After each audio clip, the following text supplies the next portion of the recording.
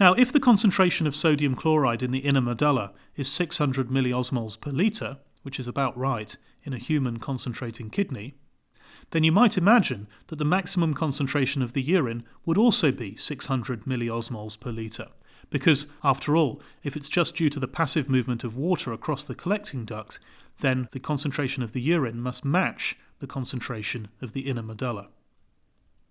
The situation is a little bit more complicated than that, because the concentration of the inner medulla is made up not just by sodium chloride, but also by urea. The movements of urea across the walls of the tubule in the kidney is quite a complicated situation, and I'm not going to talk too much about that. But suffice it to say that in a concentrating kidney, when you're producing concentrated urine, quite a lot of urea is found in the inner medulla as well. In fact, the reason that that's the case is that one of the things that antidiuretic hormone does is, as well as increasing the water permeability of the collecting duct, it also increases the urea permeability of the inner medullary collecting duct in particular. Not the whole collecting duct, but just the bit that goes through the inner medulla. It puts urea transporters on the membrane. And that means that urea can enter the inner medullary fluid and it concentrates that fluid. It adds to the concentration. So in a maximally concentrating kidney in a human, the concentration of the inner medulla is usually around 1,200 milliosmoles per litre. 600 of that comes from sodium. The other 600 comes from this urea, totaling 1,200. Now, if that's the case, as the fluid moves down the collecting duct system and water is free to move, the water will move osmotically until the final concentration of the fluid in the inner medulla is 1,200. It will equilibrate. And so the final concentration of maximally concentrated urine is about 1,200 milliosmoles per litre as well in humans. Now, an understanding of how this works helps to explain why we can't rehydrate on seawater.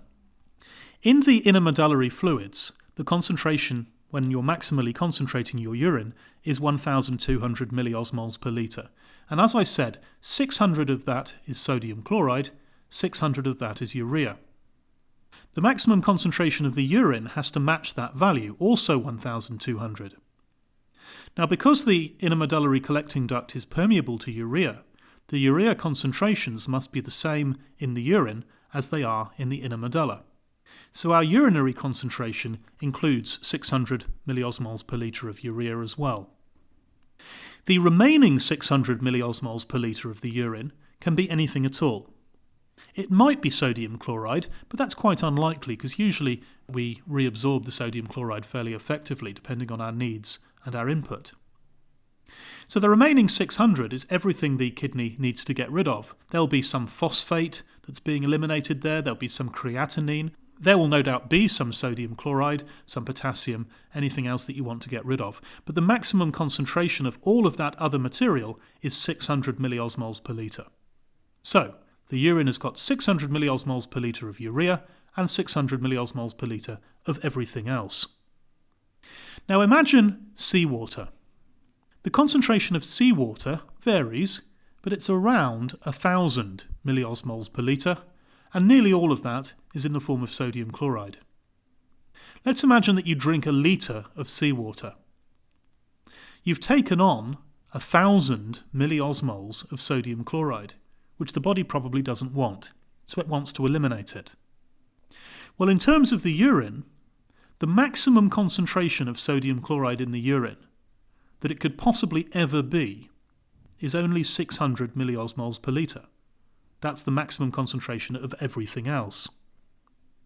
Now you've just drunk a litre of seawater which has given you 1,000 milliosmoles per litre of sodium chloride.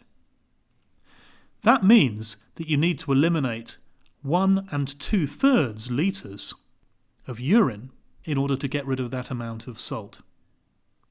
So by drinking the litre of seawater, you then produce a litre and 2/3 of urine to get rid of all of the sodium chloride. The result is that you're actually going to dehydrate.